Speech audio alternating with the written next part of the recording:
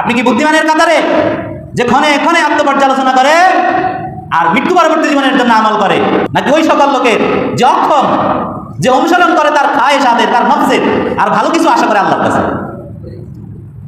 এটা হলো আপনার কাছে আমার ছুড়ে দেওয়া প্রশ্ন। রাসূলের এই ভাষ্য অনুযায়ী আপনি কি বুদ্ধিমান নাকি অক্ষম, সিদ্ধান্ত আপনিই নেবেন আত্মপর্যালোচনার মাধ্যমে।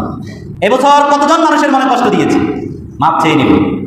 কি কি গ্যাপ ছিল আমার খুঁজে বের করব। আগামী বছর আর এগুলি হবে না। আপনি মনে করেন, কল্পনা করেন, আপনি যদি এখন মারা যেতেন, কতজন মানুষ অন্তর থেকে আপনার জন্য দোয়া করত। এই চিন্তা মাথায় রেখে আগামী বছরটা এমন ভাবে কাটান যাতে আপনি মরার পরে সবাই আপনার জন্য দোয়া করে। মুমিনের বৈশিষ্ট্য হলো, রাসূল জানান, লা ইউলদাগুল মুমিনু ফি জুহরিম মাররাতাইন। একজন মুমিন একই গর্তে দুইবার পড়ে না, অর্থাৎ একজন মুমিন একই ভুল দ্বিতীয়বার করে। আজকে ফজরের নামাজ ছুটে গেছে, তাই বলে কি মুমিন বলবে ফজর যেহেতু পড়তে পারি নাই আজকের জন্য আস্থায় ওয়াক্তও পড়বো না? মুমিনের আচরণ কি এমন হবে? এমন হবে। আপনার যদি নিয়ত বিশুদ্ধ হয়, ফজর ছুটে যাওয়ার কারণে আপনি যদি বাকি 4 ওয়াক্ত পড়ার পাশাপাশি কেন ফজর ছুটে গেল এটার জরিমানা স্বরূপ যদি পরের দিন 8 রাকাত তাহাজ্জুদ পড়েন, দেখবেন আগামী ফজরে শয়তান আপনাকে জাগাই দিবে। কারণ শয়তানের টার্গেট হলো আপনি যাতে আমল করতে না পারেন।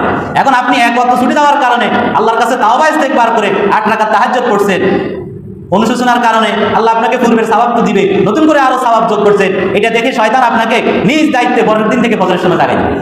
কারণ সে চায় না আপনি কি করেন, নেকামল করেন। সে চায় আপনি ধ্বংস হয়ে যান। যেমন কি আল্লাহ বলেছেন, ওয়াল আসর ইন্নাল ইনসানা লাফি খুসর। আল্লাহ বলেন সময়ের শপথ, নিশ্চয়ই প্রত্যেক মানুষ অবশ্যই ধ্বংসের কবলে পতিত। এই ধ্বংস বলতে জাহান্নামের ধ্বংস। প্রত্যেক দিন মানুষ জাহান্নামের দিকে আগাচ্ছে। প্রতি মিনিট সেকেন্ড হায়াত নামক নিয়ামতকে যথাযথভাবে ব্যবহার না করার কারণে, মিস ইউজ করার কারণে মানুষ প্রতি সেকেন্ডে জাহান্নামের কাছাকাছি হচ্ছে। যেখানে মানুষের উচিত ছিল আল্লাহর সন্তুষ্টি লাভ করে জান্নাতের কাছাকাছি হওয়া। আল্লাহ রাব্বুল আলামিন আমাদেরকে সে সকল মুমিনদের কাতারভুক্ত করে যাদেরকে রাসূল বুদ্ধিমান বলেছেন। আল্লাহ আমাদেরকে সে সকল মুমিনদের কাতারভুক্ত করে যারা একই ভুল দ্বিতীয়বার করে। হযরত ওমর ফারুক রাদিয়াল্লাহু তাআলা আনহু বলেন, হাসিবু আনফুসাকুম ক্বাবলা আন তুহাসাবু। কিয়ামতে তোমার হিসাব হওয়ার আগে তুমি নিজেই নিজের হিসাব করো। কিয়ামতে তোমার আমলনামা ওজন দেওয়ার আগে তুমি নিজেই নিজের আমলনামা ওজন দাও। খাতা কলম নিয়ে বসো, চিন্তা করো। 1 বছরের কথা স্মরণ করতে না পারলে 1 মাসের কথা স্মরণ করো। এই মাসে তুমি যে সকল কাজ করছো, এই কাজের কারণে কি তোমার নেকের পাল্লা ভারী হয়েছে নাকি পাপের পাল্লা? নিজের হিসাব নিজে করো।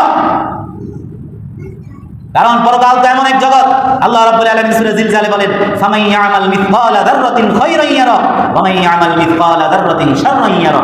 সেটি এমন এক মুহূর্ত হবে